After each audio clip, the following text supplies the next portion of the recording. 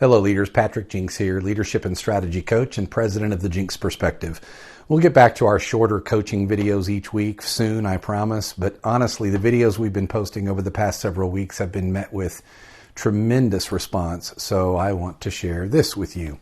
If you've been tuned in, you know that for a couple of months now, a small group of colleagues with whom I share some space in the coaching and consulting world have been sort of thinking out loud on leadership during this time of crisis that we're all facing. Behind the scenes, as we've prepared for 2 blogs and I think now 5 video interviews over the past several weeks, we've had some great deep conversations among ourselves. We decided to record one of those conversations. This one's a little different. There is some light facilitation from Forrest Alton of 1,000 Feathers. Some of the conversation is teed up in Forrest's questions for each of us, and much of the conversation is off the cuff, just stream of consciousness. There's no prescription here, no set of formal recommendations or anything like that. Just some perspective from each of us as we absorb what we're seeing, hearing, and sensing in your world. I hope you enjoy it. I hope you find value in the conversation as we continue it.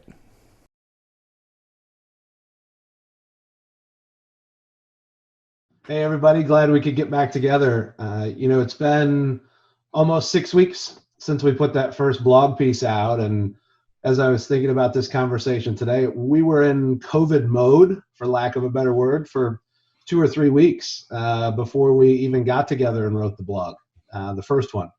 I've had a couple of those since, and Patrick's helped us out with some video content. I just thought it might be nice to get back together and check in a little bit. We all have been working with our clients and partners across the state and across the country. They're all experiencing this crisis and this situation differently, right? We've talked about this. I mean, some of them have stayed open throughout and are right on the front lines of things. Some have had to shut down for any number of reasons. Some have been more in flux. I suspect that's true for all of us too, right? Depending on who those clients are and what sorts of projects we were working on with them. Let's just check in for a second. How's everybody doing? Welcome back. I'm glad to be with you all. It's so great to be with all of you this morning, taking a break from homeschooling duties. I'm just crossing my fingers that little people don't come into the shot at some point, but if they do, now you know what to expect. But so good to be back with all of you. I've really enjoyed our work together over the last several weeks. Doing well. Good to see you all and great to be with you. I'm good and getting better, excited about the opportunities ahead. We are pushing through and getting through. Clients, partners, the community are coming together. And as always, I'm just glad to be around the energy of this team. Yeah, I'll ditto that. And I'll also thank both Cayci and Forrest for your leadership in kind of holding these conversations. But yeah, I think we're all as busy as ever right now, which is kind of strange. I'm looking forward to the conversation. Good morning. I would agree with Patrick. Busier than all get out. And there hasn't been a slow moment in the last 6 weeks or so. But it's really good to see all of you. I'm glad everybody is staying safe and staying well. And I'm looking forward to this time with you today. Charles, you used the term just now, good and getting better. Yes. I'm glad to hear it. I've also heard you use the term over the last couple of days, exhausted. You and I are both in this same place.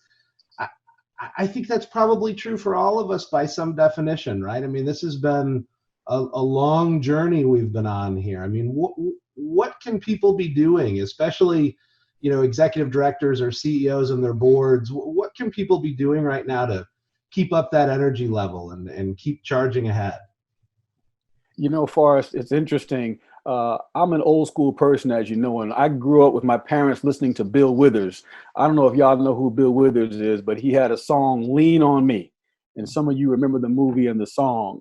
And if there were a theme song for nonprofit EDs and boards right now, it's Bill Withers' Lean on Me, because that's what I see them doing. I see them leaning on each other, relying on each other, engaging each other.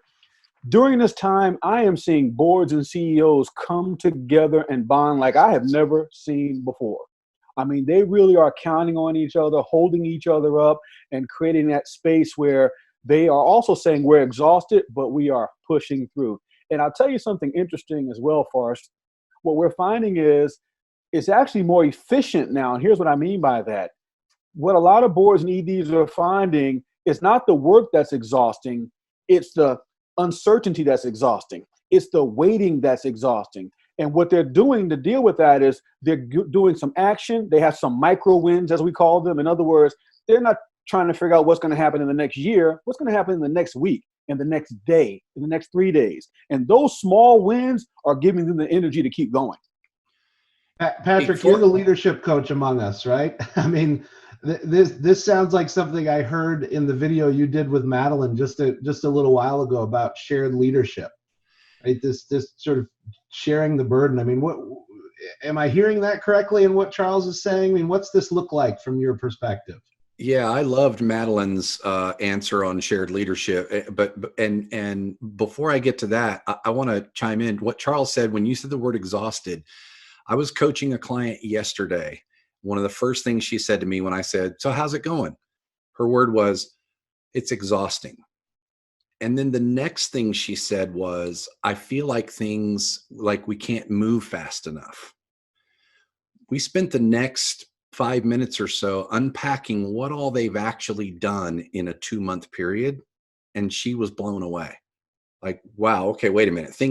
We have done a lot of things. We've implemented things that would have, pre-COVID days would have taken us 2 years to, committees and task force and thinking it out. And when she actually thought about everything that she had done, she went, "No wonder I'm exhausted." And it dawned on me that in a sort of macro way, we're running on adrenaline, like a 2-month adrenaline. And it's wearing down. It's getting tough now to stay in that adrenaline mode. So Charles, you're that comment really resonated with me. And the shared leadership piece is one way to help with that stress and that exhaustion. And that I won't spend a lot of time on it, just to say that shared leadership means I don't have to do everything. Now's the time to delegate, not tasks, but opportunities. Give my staff a chance to do something valuable and meaningful right now. Ask my board chair specifically for something that they can do to help. Most engagement happens when people are specifically asked to do something, and it's trust building and people feel valued, and you're sharing that leadership. So I think it's a good mitigation tool. Cayci, it makes me think about some of the things you and I have talked about related to communications. And I know you've written about this. It was part of both of our blog posts. I mean, some of this is internal communication, obviously, between the director and the board and the staff and those sort of things. It's also external, right? I mean, I'm not sure that it's necessarily appropriate to send out the newsletter from the CEO that says, "Hey, everybody, we're exhausted." But I understand, in Patrick's point, it's also important for us to be vulnerable and communicate these things. I mean, what does communication look like right now? We've been sort of on hold and maybe don't want to push out a bunch of messages. Maybe we do. Now things are moving along. What's communication look like in this time? I think we're still in paying attention mode, ensuring you're not tone deaf mode. For some, yes, they are still in the middle of this crisis. They are still on the front lines. They are still trying to make it day to day. They are exhausted, as Patrick just described. But for others, their organizations haven't been as intimately impacted, so they're not sure when to chime in, when to create messaging, when to start pushing things out. But I think it's just paying attention. And are we being a part of the conversations? How are we messaging to our donors, our supporters, that yes, we too, even though we may not be on the front lines, we need that support still. Just this week was Midlands Gives in South Carolina, where nonprofits are able to message to donors around one particular day. And it was a record-breaking year this year for Midlands Gives, which I think speaks a ton to the community and where they are and how we're all ready to jump in and help nonprofits. But I think about organizations who aren't on the front lines per se, and I'm thinking about the messaging that I saw from them for Midlands Gives or even a few days before, like Riverbank Zoo. they are being heavily impacted by this because this is their peak season. They would normally have tour bus after tour bus of field trips coming in during March and April and May. So that has really hurt their budget and their bottom line. Same thing with the Newberry Opera House in Newberry, which is where I live. They're not on the front lines again, but we're going to want these places there when this is over to bring enjoyment, to bring joy. So they need to remain a part of the conversation. And I think I saw some great messaging around that this week, and really telling donors how this is impacting them, staying a part of conversations, and reaching out and helping those that are on the front lines when they can. I don't think they need to be radio silent. I don't think that's where we are anymore. But I think you need to pay attention and you need to be a part of meaningful conversations. I really love pay attention, right? I mean, it's probably true for all of us all the time. Tom, it's interesting. I mean, you and I have had some conversations. I think it's what I love about this group. Sometimes all five of us get together. Sometimes it's different dyads and triads. But what has happened for all of us on this call over the last 6 or 8 weeks is a real connection, a tighter bond amongst ourselves. Speaking of challenges, Cayci just mentioned, communication is complicated. She mentioned fundraising. There's lots of other challenges out there. I'm going to put you on the spot, Tom. What's the biggest challenge right now that nonprofits are facing as we start these conversations about perhaps reopening, depending on what state or city you're in? Well, I think, Forrest, for the nonprofits that I work with, and I'm actually thinking about a large agency that I work with, and where this really comes through in a very significant way, this balance between compassion and need. So on the compassion side of things, what we have, for example, is a study that came out from Harvard on April 30th. And they looked at 23,000 Americans in all 50 states. And what they found were that 93% of Americans are saying it's too early to reopen. We're scared to go back. We don't know what this will mean for us to actually go back into the workplace. That is a staggering number. And at the same time, the other side of that tension is that the nonprofit leaders are feeling like we've got to get back to business. We really need to be engaging our clients, engaging in doing the work that we do. And so how do we really balance that tension of really caring for our folks, making sure they feel safe, making sure they're comfortable coming to work, and at the same time doing what we need to do to really effectively see our organization go forward. So one of my clients is actually thinking about doing this. They have about 350 employees. Their central office building, or one of two main office buildings, was built in the 1970s, and so it's like cubicle city in there, right? And social distancing is almost an impossibility. But their staff are saying, well, wait a minute, we're not sure we want to come back into this old building and risk the possibility of exposure. So among the solutions they're examining right now are, can we have half the workforce come in for 1 week and the other half stay at home, and then flip that? How do we maintain the social distancing part or the physical distancing part so that people can feel safe? How do we just simply restructure how we do our work to make sure that we're striking that balance so that we can go forward, address the needs, move the organization forward, and let people feel like they're taken care of and feeling safe? I think that's a huge challenge. Yeah, I don't disagree with that at all. And that specific piece, right? Social distancing and what comes along with that, and paying attention to data trends and listening to our governors and our leaders, that piece is very unique to the COVID situation we're in, right? That's new territory. But what's really interesting though is a lot of the other stuff we're talking about related to leadership and just good management practices. One of the real aha moments for me has been, we've all been racking our brains about what does leadership look like in this moment, and have come up with, I have a biased opinion, but what I would say are some pretty good tips and interesting thoughts. But the aha moments for us have all been in our video series with Patrick. Nearly every video we come back to, the more I think about it, we should have been doing this pre-COVID. And yes, we should be doing this during COVID. And yes, we should be doing it after right? So, I mean, Patrick, everything Tom just laid out about the social distancing piece and reopening is very COVID specific. But wouldn't you agree that it's also true a lot of the things we've been talking about are maybe not all that COVID specific and more just good practice? Aside from those specifics about reopening, I'm actually not not able to think of any of the sort of tips and conversations that we've been having that don't apply to just any. It's really interesting. You came on, Forrest, and talked about looking at our mission and making sure that we're prioritizing action around our mission right now. That's not a crisis leadership technique. That's a leadership technique. Cayci talked about communicate. You can't over communicate, be transparent. That's not a crisis communication tip. That's a communication tip. Tom talked about self-care. We have to care for ourselves before we can care for others. Not a crisis tip. That's a leadership tip. Charles talked about boards trusting and supporting their CEOs.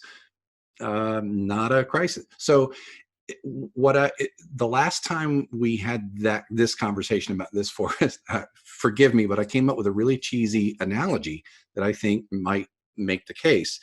And that is that while all these leadership tenets that we're talking about are universal, the stakes are higher now. And what I thought about was, I'm a child of the 80s, graduated high school in the 80s. So I remember the Karate Kid movies, right? And Daniel in his first, and if you haven't seen the movies, shame on you. But you'll have to go see it now to get this comment. Daniel, he's bullied by his friends or his schoolmates, and he ends up, challenging them in a tournament to put it all to rest. He takes on this Mr. Miyagi, the maintenance man, as his mentor. Miyagi teaches him the family karate. Daniel wins the tournament, all is well. In the sequel, they go to Okinawa, and Daniel is challenged to a fight to the death. And Miyagi looks at him just before they're about to fight and says, Daniel-san, this not tournament, this for real. And that's what it made. The karate's the same. You need to do the same kicks and punches and blocks that I taught you, the same ones you did in the tournament. It's just that the stakes are higher now.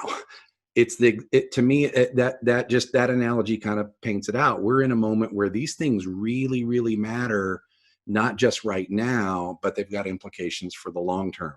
So what I'm coaching leaders is there's a lot we're learning that we didn't have in terms of leadership competencies, maybe partnerships, influence, maybe, board engagement and those kinds of things. And it's being illuminated. And my take would be, don't beat yourself up over it, but learn from it. I think journaling right now is really important about what we're learning and what we can carry through so that the next crisis, and there will be one, these things are more developed. So a lot of what we're talking about are things that develop over time, and right now sort of tests how well we've got them developed, but the stakes are high. Yeah, they are. And I'm smiling, Patrick, and probably Tom is too. 10, 12 years ago, maybe, when I was at the South Carolina campaign to prevent teen pregnancy, we were doing some leadership training for our senior leadership team. And Tom connected me to somebody who's now a mutual colleague of ours, Mike Wagner from Iowa, who was going to do this leadership training for us. And I remember in my initial conversations with Mike, much like any of us, have initial conversations with our client, I said, Mike, what do we need to do to get ready for this leadership training? And he sent me back a note and said, I need you to buy several copies of Karate Kid and distribute it to the staff to watch. And I remember sending a note to Tom and saying, what have you done? Like, who is this guy you've hooked us up with? So I can attest, Patrick, that I've gone through an entire leadership training based on Karate Kid 1. That's a conversation for a different day.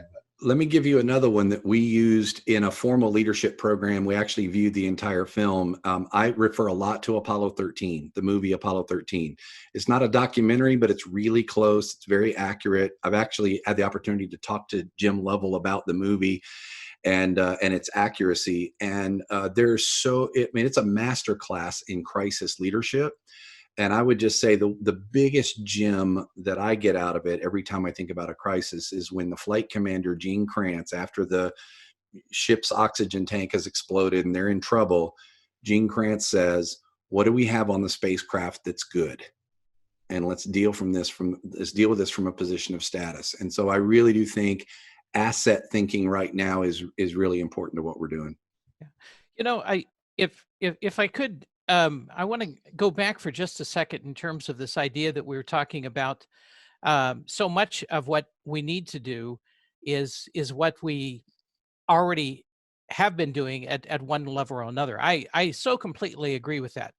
The one thing I want to be very careful of, though, is that we don't suggest to people that this is not an absolutely incredibly novel situation. That that we get that part. That none of us have ever been there before. I mean, unless we're like over 100 years old and we went through the Spanish flu epidemic, and I don't think any of us are that old, and I'm the oldest of the group. You know, unless we've been through that, we've been through nothing since that time compared to what we're going through right now. It's now comparing to the Great Depression in terms of unemployment. It's now comparing to the Spanish flu and perhaps worse in terms of epidemic. What I think is what we're trying to say here is don't forget what you already know how to do. And to not be afraid to think all of a sudden that because everything is new, that I don't know what to do. I don't have the tools. And I loved what Patrick said about really building on the assets. The fact is that you do have the tools. They're there. And sometimes we have to take a step back and say, okay, so what are the tools we need to use here?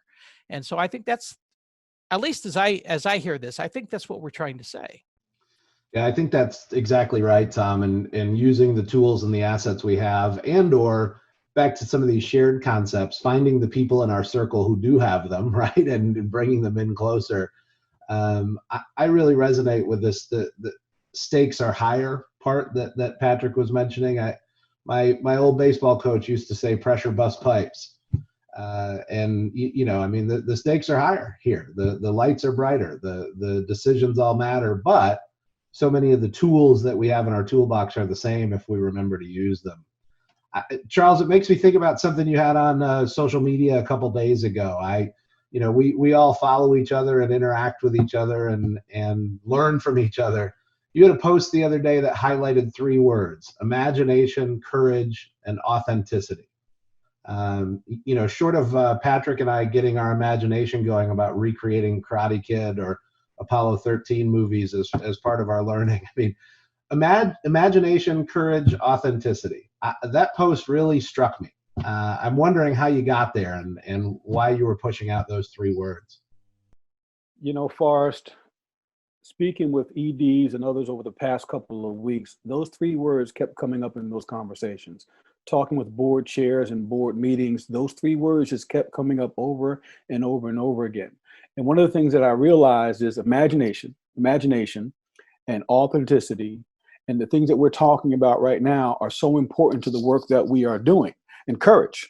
And so as an example, think about this, the word imagine. Just hearing that word kind of opens our mind up. Just to hear the word imagine makes the mind just on its own, it just kind of opens up, imagine.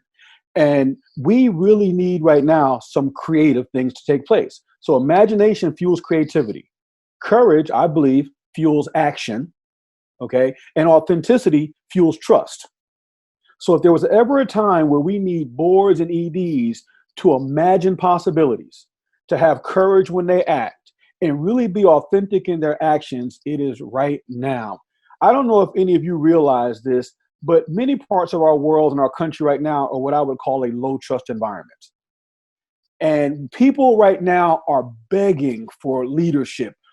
People are yearning for direction. People want to know that when you say what you're saying, I can believe you, I can trust you, I can follow you. And one thing that I don't think nonprofits get a lot of credit for, the leadership that nonprofits bring to communities is unparalleled. I think in the midst of COVID right now, we've seen businesses shut down, we've seen government agencies shut down, and everybody's doing the best they can. But we don't give nonprofits enough credit for it. They're on the front line still. They're still open. They're still working. They're feeding, they're clothing, they're tending to, they're caring for. And nonprofits, in my opinion, are pillars in communities, and we need to lead them with imagination and courage and trust to keep driving this change going forward. So I think it can work, and we got to recognize that we, on the line of nonprofits, let's use our imagination. Let's keep being authentic, be who we're supposed to be, and let's operate with courage, because the decisions we need to make aren't easy, but we've got to make them for the greater good. Man, that's powerful, and I will say the part of that I think I love the most, although they're pretty equal, is the imagination part. And what strikes me is that one of the things I learned about creativity a long time ago that I try to share with my clients is there's more than one right answer. That creativity is not, here's the problem, we have to find the solution. There's one solution out there somewhere. We got to figure it out and find it. That's actually counter to creativity. So, and imagination. So imagining what's possible means, what if we did this? What if that? Well, what if this? And maybe this would work. And so I really love it. And I saw when you posted it the other day, Charles, on your group page, those three statements, it was loud and clear. It rang really true.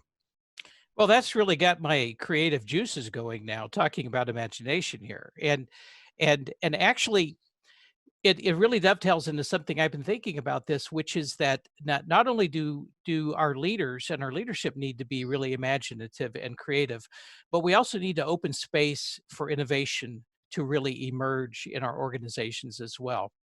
And so I think, this idea of emergence, what does that basically means? It means kind of clearing the space where the imagination can begin to flow, and to allow others to step forward with that. In our organizations, we have a lot of different people, and it's not just completely upon the board or the executive director or the senior leadership to really have all the imagination juices. Those may exist at other levels of our organization that we don't regularly engage with. And so we can do some things very strategically and very purposefully to really tap into some of that imagination and innovation that is there. We can do appreciative inquiry. We can do an appreciative summit with our entire organization if we want. We can look at a framework like the Foresight model out of Australia. Hindsight, oversight, foresight, and I think I forgot the last one of it. Insight. Thank you. They all had the same ending. It's just anyway.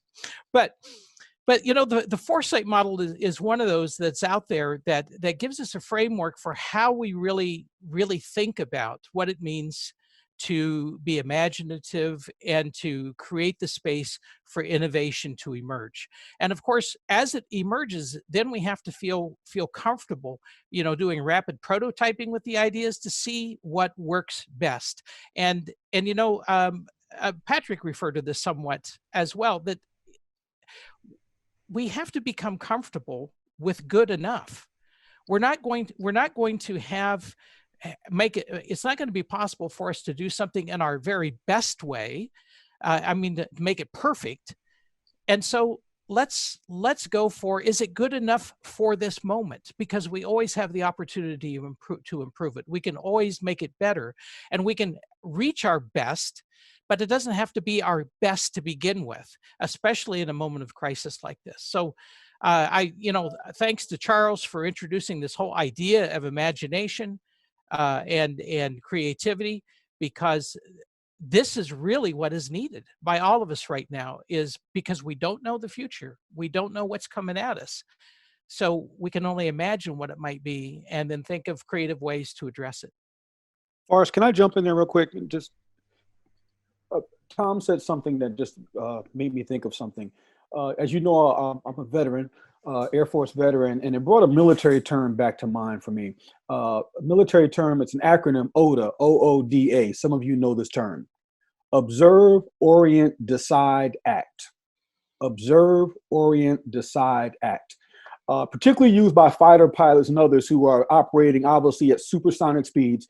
They have to observe, orient, decide, act. Observe what's going on, orient, where do I sit in position to what's going on, make a decision, and then act upon it, and then repeat that cycle over and over again. I see nonprofits doing that right now. With imagination, I'm observing, orienting, deciding, and acting. And what we know right now, the speed of decisions are increasing. And I'm telling folks this, it's better to make the wrong decision and correct it than to make no decision. Because that no decision can then, again, it exhausts people, it drains people, and quite frankly, it can bring people to question your leadership's credibility. Yeah, Charles, I love it. I really do. I also want to go back to that imagination list. One of the words that's really sticking out to me, and I hadn't thought about using this word in this context before, is courage. And I think about the first blog piece that we all put out together, right? And we had this circle image of caring for self and family and organization and community. And, perhaps one of the unique things, to go back to that idea about this situation, is the layering effect, right? I mean, one of the things I've been struck with as we're interacting with folks is how much people are balancing live in the moment. You've got directors of their own organizations who may also sit on the boards of two other organizations who now all of a sudden have a few kids at home, and they're also their teacher, and they're trying to protect elderly parents, and they're worried about their neighbors, right? The layering piece of this is amazing. And like I said, I hadn't used the word courage in this sense before, and I'm going to call out my colleague and friend. She'll be embarrassed for me doing this. But Cayci, the word courage and what you're balancing yourself comes to mind right now. I mean, we're still humming away on 1,000 feathers. You had to go virtual as a professor at Newberry College. You have a family, 4 little people at home all the time. It's been amazing sort of just watching you not just survive, but thrive through these moments. I mean, take us behind the curtain a little bit. What does this look like as a mom right now? Ooh, I'm surprised you used the word thrive. Thank you. It does feel much more like a survival mode. I think it's as messy as you all think it might be. I'm shocked that, as I said at the beginning, that no little person has come in here during this video. I mean, I've literally had to lock myself in my bedroom to try to get any work done over the last 6 weeks, but I don't know if I would use the word courage. There's so many other people that are doing so many harder things right now than I am. So I try to always put it into perspective, but it's definitely been challenging. And early on in the first few weeks, I literally didn't know if I would make it out to the other side. It was, transitioning from just work to transitioning to working in the house. Yes, taking my class virtual, which was hard enough for my college students, and then doing this homeschool thing. And I have 4 children. So it wasn't just I'm homeschooling a 17-year-old who can do his own thing. I have a 10-year-old, a 6-year-old, and 2 3-year-olds. And so it's been a whole different ballgame with a lot of different challenges that I'd never faced before. But I had this conversation, Forrest, with you earlier this week. I think I'm experiencing things that others experience often, right? Without a support system. I have been blessed to have my parents and my in-laws who live right around the corner. Well, my mother-in-law is a nurse, so she hasn't been able to be around my children. And my parents are older and don't want to risk being around my children and us either. And so I've had zero support from them over the past 6 weeks. And I have really felt that. And I knew I was blessed to have all of that in my life, but when it's taken away, you really see what a support system does for you. And without that support, it's been exponentially harder.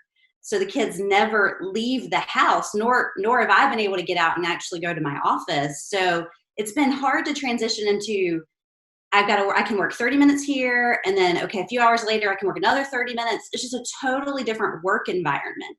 And so I think as nonprofit leaders, we need to understand what our employees are facing. And that's just the reality that we're facing when we're trying to work from home with little people running around. And I mean, right before I got on the call, I'm putting together Lego sets and running school before I ran in here to jump on this call.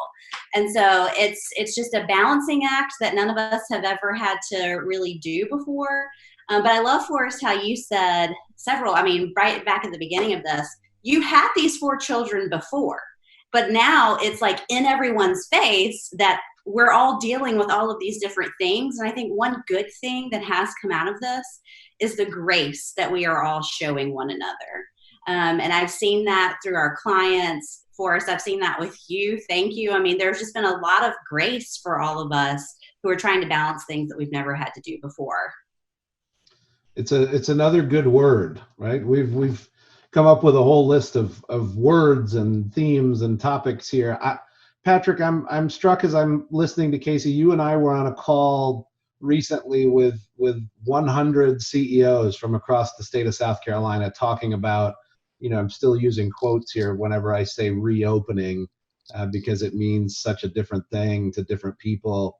I mean, a lot of what came up on that call were things about safety, right? And concerns for bringing our staff back and concerns for bringing volunteers back. And what does it mean for our staff that don't have childcare, especially with kids not in school, all those sorts of things. I mean, we chatted a little bit after that call was over, and I was struck by some of your observations. I'm going to put you on the spot. What'd you think of that call? What did we learn? We learned that we really don't have a single guide to tell us what we need to do next. We broke into Zoom breakout groups with these CEOs, and in every conversation, it was all over the place. I mean, when you ask nonprofit leaders, what's your plan for reopening? It was everything from we never closed to late June to we're going to use the AB schedule that Tom talked about a little while ago and start rotating our staff. I mean, it was all over the place. Safety questions were all over the place. And the idea, Forrest, you shared some data on the call, some data from DHEC, our state's health department, about the curve and what's happening. But you referred to the conflicting standards that we're trying to use to reopen, 14 days of decline in cases versus a trend line over 14 days of the percentage of tests that are positive is decline. Who do you listen to? The White House guidelines. I mean, a lot of people I talk to think, yeah, those make pretty good sense, but the states are, some are following, some of them are not, just totally ignoring them maybe, because then we have our governors and their own guidelines for reopening that we have to listen to. Even mayors of cities are doing kind of their own thing sometimes in terms of policy. Some of our nonprofits have national organizations that they sort of report back up to. They've got guidelines and policies. Boards are seeing things differently. And then there was the really interesting concept that somebody brought up that, hey, we can follow guidelines all we want, but if our volunteers aren't ready to come back, if our employees don't feel safe coming back, guideline, schmideline, what do you do? And so I wrote down actually some of the top points, and I'll go through them real quickly. I wrote down some of the top points I got out of yesterday. Number one, I just mentioned multiple decision points, data points that we've got to pay attention to make a decision. Second, that this varies by CEO, by nonprofit. It's not a one size fits all reopening, just like the country isn't. Third, this is a positive thing. We're learning, I think, that we can move fast when we need to. I referenced it earlier. We're all talking to people who have done things in the last 2 months that would have taken 2 years at least to do before. So when we need to, we can create speed. What are the implications of that? Charles and I talked about the trust formula about, high trust equals fast speed and low cost. Are we trusting more now because we have to? That was a question I had. Another one, liability. I mean, we've got questions about, okay, so we don't reopen according to guidelines, and employees, will we get sued because we haven't followed the guidelines and reopened and now we don't have a job? Or what if we do reopen and I don't want to come back to work yet? or what about I come back to work, I get COVID-19 because maybe the safety guidelines weren't followed. Is litigation going to be a big deal? I think we're all wondering those things. The fifth thing is that we're realizing we might not need all the physical space we've been using. We've had this conversations come up many times, organizations going, hey, we might not move back into our physical space ever because we're learning what we can do remotely. And then finally, the idea, and this came up yesterday too, the idea of this balancing act, this tension, Tom mentioned it, and we the best way we can categorize it is health or the economy, health and safety or the economy. I'm not so sure those are mutually exclusive terms, because I think what we're not looking at a lot anyway, while we're looking at all the flattening of the curve and everything, is what's happening to the suicide rate. I don't know I know that several of us are working with a number of domestic violence clients, and they are telling me spike, like child abuse. I'm hearing, I was talking with some, the cases are worse in some cases. They're going to have lag indicators and have a wave later. Poverty causes sickness. Mental health problems that are going to come out of this. A lot of that data we won't know for a long time. I walked out of the call yesterday, Forrest, always inspired that there are some incredible minds and leaders out there. It's always such a good feeling when we meet with them, but also an acknowledgement that we're still in the mode of having more questions than we do answers. Yeah, I remember vividly from the first blog we did, we wrote the words, "There's more than one path forward," right? And that was true 6 weeks ago. It's still true today. And everything you just said, there's all these questions circling. There's no uniform guide, right? There are lots of different guides floating around there, and different people have different thoughts and different opinions.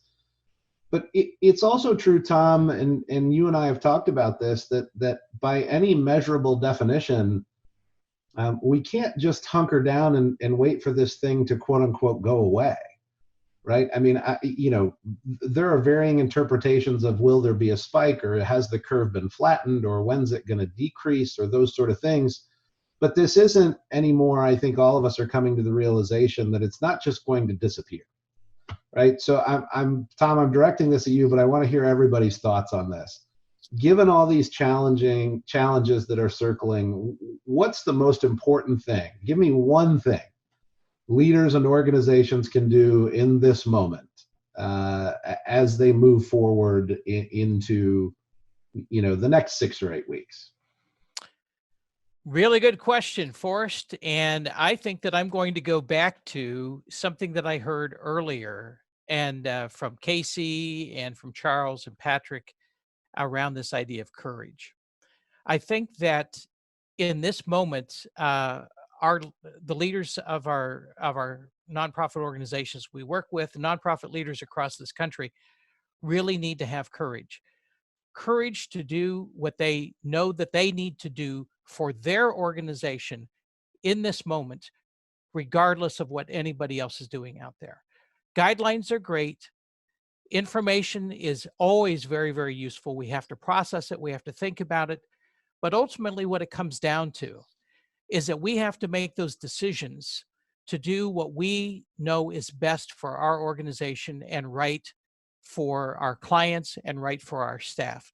And that is going to take incredible moral courage to do that, because we're getting pressure from all different places. We're getting pressure from people that say, "Oh no, it's okay. Let's go out in public. No masks are needed. It's my body, my mask, my choice." All of that kind of stuff.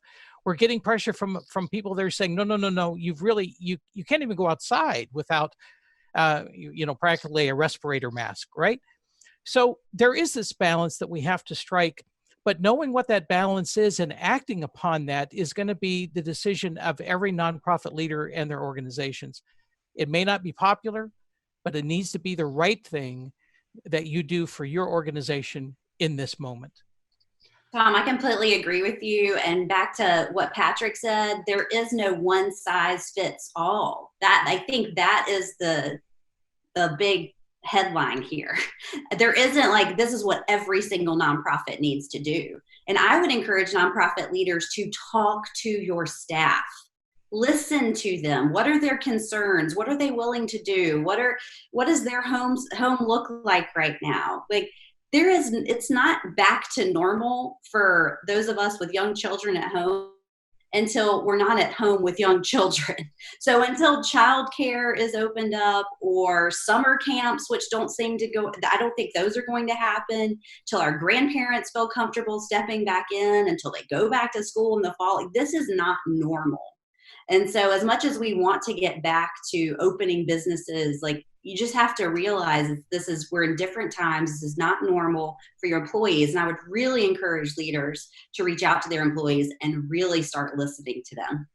Cayci, it's a really important distinction, isn't it? As I'm hearing Tom and then you talk, both are correct, right? I mean, Tom encouraging people to show courage, but don't mistake courage for meaning you need to lock yourself in your office and make all these decisions yourself, right? That is not what courage means, right?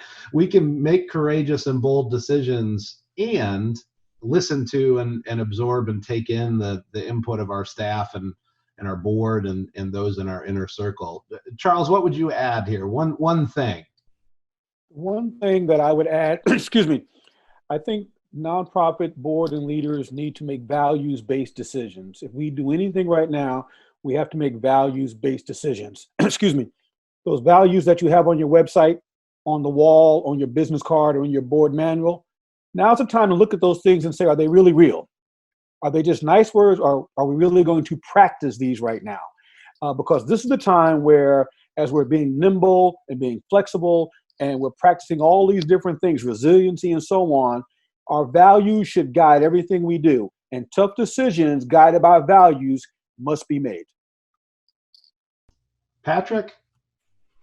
Yeah, I don't think I would add anything. I think I would reiterate something, because it's what keeps churning back in my head as I listen to all of you.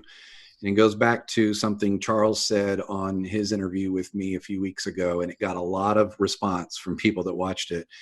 And that is, it's time for CEOs to show boards why they hired them.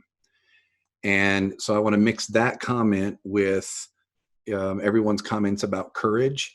And I want to refer to something that impressed me on the call yesterday that we talked about, Forrest, with 100 nonprofit CEOs in South Carolina. One of the nonprofit leaders, and I won't call them out by name, said, "Our board never voted to close. I closed us."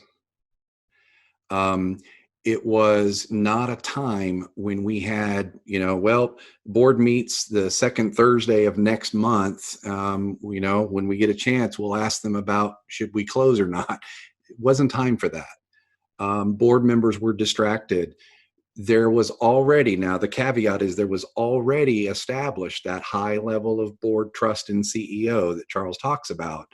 So, I don't advise this for everybody. If you don't have that culture of trust, that can get into troublesome ground. But it just impressed me that here was a CEO saying, hey, right now I got to lead, and, forgiveness over permission right now. It's not that she wasn't engaging her board. I know that she is. It's that CEOs are having to make those judgment calls based on courage, based on value. I mean, just really everything you all have already said. But that decision struck me, right or wrong. You might argue whether that was a good thing or a bad thing, but it pointed out that here was a CEO going, we can't wait. We can't put this in a task force for the next 2 months. Yeah, I think that's right. And I would just add one final thought. And it really is personal for me as a result of this group and otherwise. And that is for people in this moment to keep learning, right? I mean, I have valued so much these conversations that we continue to have, whether they're on Zoom together or the occasional text message back and forth or picking up the phone and calling each other. I've learned so much from all of you in the last 6 or 8 weeks. And I think that's true for everybody in this moment. Again, that CEO call that just happened, putting people in a room together and allowing them to think and interact and learn from each other. We do have tools in our bag that we have to use. We all have to commit to applying what we know now, right? Using the tools we have. But we all have to also commit to striving to find more answers over time, to keep learning, to keep sharing, to keep interacting. It's the reason I love this group so much. So thanks again for getting back together, and I can't wait till the next time. But thanks to you again, Forrest, for keeping it going and sort of hosting and keeping the conversation headed in the right path. Who knows what else is going to come out of it, but I know we're still in touch and learning and communicating what we learn along the way. Appreciate all of you. Likewise. You Thank you all. Thank you all. Thanks. I have to tell you, I've been so enriched by these friends. And if you haven't already, check out the respective consulting firms at the web links that I've left in the video description below this video. That's the Jinks perspective for now. I hope you'll share this with your colleagues. See you here next week.